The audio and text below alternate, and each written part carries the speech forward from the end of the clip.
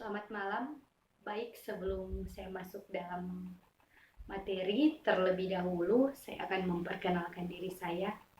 Perkenalkan, nama saya Gita Agustina Tempo, kelas D3 Akuntansi semester 4, nomor absen 3.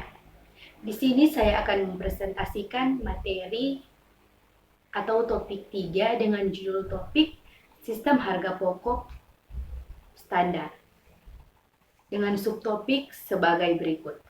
Yang pertama, pengertian sistem harga pokok standar.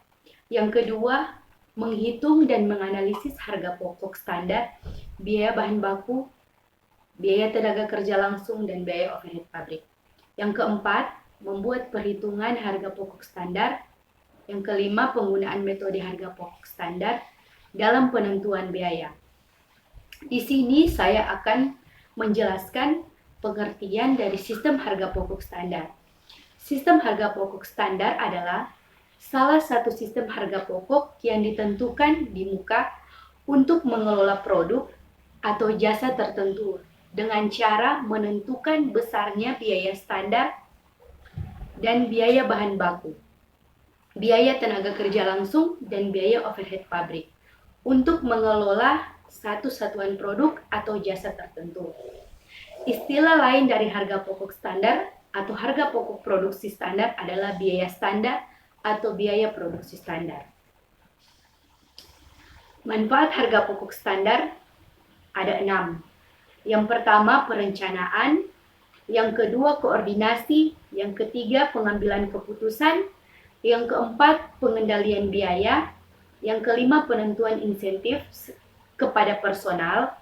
Yang keenam, menekan atau mengurangi biaya administrasi. Menghitung dan menganalisis harga pokok standar, biaya bahan baku, biaya tenaga kerja langsung, dan biaya overhead pabrik. Harga pokok standar atau biaya standar dipakai sebagai alat ukur dan menilai prestasi yang terpercaya dan dapat disepakati sebagai norma oleh karena perhitungannya dilakukan secara teliti dan ilmiah. Langkah-langkah yang dilakukan secara teliti dan ilmiah, yang pertama, penelitian teknis, yang kedua, penilaian prestasi, yang ketiga, penelitian laboratorium, yang keempat, penelitian gerak waktu, yang kelima, penentuan standar kuantitas dan kualitas, yang keenam, penelitian tingkat harga. Membuat perhitungan harga pokok standar ada beberapa faktor. Yang pertama, faktor tingkat harga, yang kedua faktor tingkat prestasi, yang ketiga faktor tingkat produksi. Jenis-jenis standar terbagi menjadi 3. Yang pertama, faktor tingkat harga. Yang kedua, faktor tingkat prestasi, yang ketiga faktor tingkat produksi. Dalam penentuan harga pokok standar, unsur-unsur biaya produksi akan dihitung sesuai standar yang disepakati hingga pada akhirnya akan membentuk unsur-unsur standar seperti biaya bahan baku yang akan membentuk unsur biaya bahan baku standar, biaya tenaga kerja langsung yang akan membentuk unsur biaya tenaga kerja langsung, biaya overhead pabrik yang akan membentuk unsur biaya overhead pabrik. Penggunaan metode harga pokok standar dalam penentuan biaya. Pembentukan harga pokok standar dilakukan dalam rangka untuk menentukan biaya di muka, khususnya biaya pembuatan barang atau produk dan jasa, dengan cara menentukan biaya bahan baku standar, biaya tenaga kerja langsung standar, dan biaya overhead pabrik standar. Harga pokok standar terdiri dari biaya bahan baku, biaya tenaga kerja langsung, dan biaya overhead pabrik. Biaya bahan baku standar adalah sebagai berikut. Biaya bahan baku yang seharusnya terjadi dalam pengolahan salah satu produk. Syarat-syarat penyusunan biaya bahan baku standar. Yang pertama, diperlukan anggaran bahan baku yang akurat. Yang kedua, kewajaran pembelian rutin. Yang ketiga, pengawasan atas pengiriman bahan baku yang dibeli dan diangkut oleh pengangkut yang kapabel. Yang keempat, fasilitas penerimaan dan penyimpanan bahan baku yang memadai. Yang kelima, pengawasan terhadap sahnya bahan baku yang dipakai. Yang keenam, metode yang menandai untuk mengidentifikasi dan mengawasi bahan baku di dalam proses. Yang terakhir, kewajaran dari penyimpanan dan pengiriman produk selesai. Ada beberapa faktor yang digunakan dalam biaya bahan baku standar. Yang pertama, bahan baku standar. Yang kedua, kuantitas bahan baku standar. Dasar-dasar penetapan kuantitas bahan baku standar: yang pertama, spesifikasi kualitas bahan baku. Yang kedua, spesifikasi produk yang dihasilkan yang dapat dianalisa dari gambar cetak biru atau rancangan. Yang ketiga, ukuran bahan baku setiap satuan.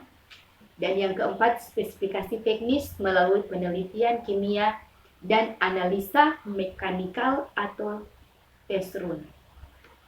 Biaya tenaga kerja langsung standar adalah biaya tenaga kerja langsung yang seharusnya terjadi dalam mengelola salah satu produk. Syarat-syarat penyusunan biaya tenaga kerja langsung standar adalah tata letak pabrik, kondisi peralatan, tempat kerja, fasilitas transportasi telah distandarisasi pada keadaan atau tingkat praktis. Terdapat pengawasan terhadap pengolahan bahan baku baik segi kuantitas dan kualitas yang memadai sampai dengan bahan baku yang diolah di pabrik. Diselenggarakan sistem perencanaan, rute dan kecepatan kerja. Disediakan instruksi kerja untuk karyawan dan diadakan training atas pengarah kerja sebelum karyawan bekerja melaksanakan pekerjaan tertentu. Ada beberapa faktor yang digunakan dalam menentukan biaya tenaga kerja langsung standar. Yang pertama, standar tarif upah. Yang kedua, standar jam kerja langsung. Dasar-dasar penetapan standar tarif upah langsung. Yang pertama, sistem pengajian yang dilaksanakan oleh perusahaan, misalnya per jam atau per potong. Yang kedua, perjanjian kerja kolektif yang diadakan perusahaan. Yang ketiga, tarif upah langsung yang dibayar pada masa lalu disesuaikan dengan tarif upah yang diharapkan akan terjadi pada periode penggunaan standar. Dan yang keempat, berdasarkan pasar tenaga yang bersaing sesuai dengan kondisi dan tempat atau lokasi perusahaan. Faktor-faktor penting dalam penetapan standar jam kerja. Yang pertama, kegiatan apa yang dilaksanakan oleh tenaga kerja langsung. Yang kedua, berapa waktu yang harus diserap untuk setiap kegiatan atau setiap unit produk yang dikerjakan. Biaya overhead pabrik standar adalah biaya overhead pabrik yang seharusnya terjadi di dalam mengelola salah satu satuan produk. Langkah-langkah dalam penentuan biaya overhead pabrik standar. Yang pertama, penyusunan anggaran BOP. Yang kedua, penentuan dasar pembebanan dan tingkat kapasitas. Yang ketiga, perhitungan tarif standar BOP. Maksud dan tujuan dilakukan analisis selisih adalah menghitung di mana penyebab terjadinya selisih dan siapa yang bertanggung jawab atas selisih-selisih tersebut. Analisis selisih. Selisih harga pokok produksi dianalisis ke dalam: pertama, selisih biaya bahan baku, yang kedua, selisih tenaga kerja langsung, yang ketiga, selisih biaya overhead pabrik. Selisih biaya bahan baku timbul akibat perbedaan antara biaya bahan baku yang sesungguhnya dengan biaya bahan baku standar atau yang seharusnya terjadi dalam mengelola produk dan pemesanan. Rumus selisih bahan baku adalah SHB sama dengan HS kali KS kurang HST kali KS sama dengan HS kurang HST KS. Dengan keterangan SHB artinya selisih harga bahan baku, HS artinya harga beli sesungguhnya setiap satuan. KS artinya kuantitas sesungguhnya yang dibeli. HST artinya harga beli standar setiap tahun. Selisih kuantitas bahan baku. Selisih kuantitas bahan baku adalah selisih yang timbul karena telah dipakai kuantitas bahan baku yang lebih besar atau yang lebih kecil dibandingkan dengan kuantitas standar di dalam pengelolaan produk. Jumlah rupiah selisih kuantitas bahan baku dapat dihitung sebesar selisih kuantitas bahan baku dikalikan harga standar bahan baku per buah. Rumus selisih kuantitas bahan baku adalah sebagai berikut. SHB sama dengan KS kali HST kurang KST kali HST sama dengan KS kurang KST HST. Keterangan SKB sama dengan selisih kuantitas bahan baku. KS artinya kuantitas sesungguhnya atau bahan baku yang dipakai. KST artinya kuantitas standar atas bahan baku yang dipakai. HST artinya harga beli standar bahan baku yang dipakai. Selisih biaya tenaga kerja langsung. Selisih biaya tenaga kerja langsung timbul karena perbedaan antara biaya tenaga kerja langsung sesungguhnya terjadi dengan biaya tenaga kerja langsung standar yang seharusnya terjadi dalam mengelola produk atau pesanan.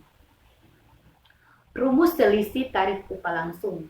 STUL sama dengan TS kali JS kurang TST kali JS sama dengan TS kurang TST atau JS. Dengan keterangan STUL sama dengan selisih tarif upah langsung, TS sama dengan tarif sesungguhnya dari upah langsung per jam. TST sama dengan tarif standar dari upah langsung per jam. JS sama dengan jam sesungguhnya.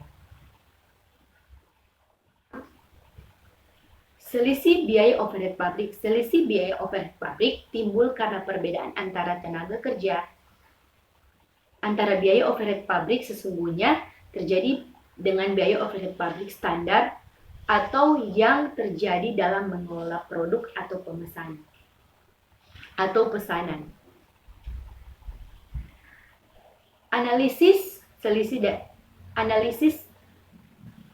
dua selisih terdiri dari pertama selisih terkendalikan, kedua selisih volume. Analisis 3 selisih terdiri dari selisih anggaran, selisih kapasitas, selisih efisiensi.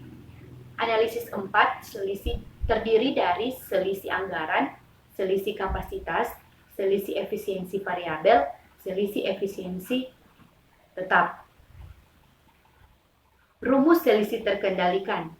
ST sama dengan BOPS kurang AFKST atau ST sama dengan BOPS kurang BTA tambah KST kali TF sama dengan BOPS sama dengan kurang KN kali TT tambah KST kali TF.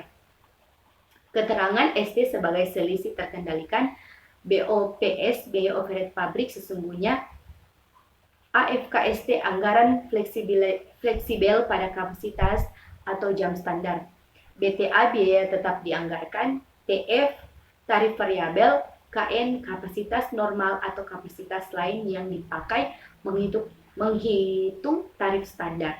TT artinya tarif tetap. Selisih volume. Selisih volume adalah selisih yang diakibatkan oleh perbedaan antara fleksibel atau kapasitas atau jam standar dengan BOP yang dibebankan kepada produk melalui rekening barang dalam proses.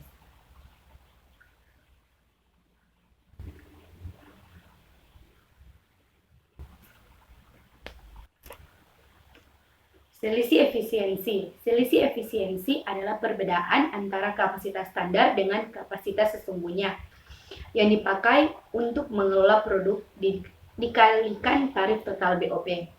Rumus selisih efisiensi adalah SE sama dengan BOP kurang BOP ST. Atau SE sama dengan KS kali T tambah KST kali T sama dengan KS kurang KST. Dengan keterangan SE sebagai selisih efisiensi, BOP sebagai biaya overhead pabrik dibebankan BOP ST biaya overhead pabrik standar untuk mengelola produk, KS kapasitas sesungguhnya, KST kapasitas standar, T tarif total BOP. Sekian presentasi saya di malam hari ini. Terima kasih.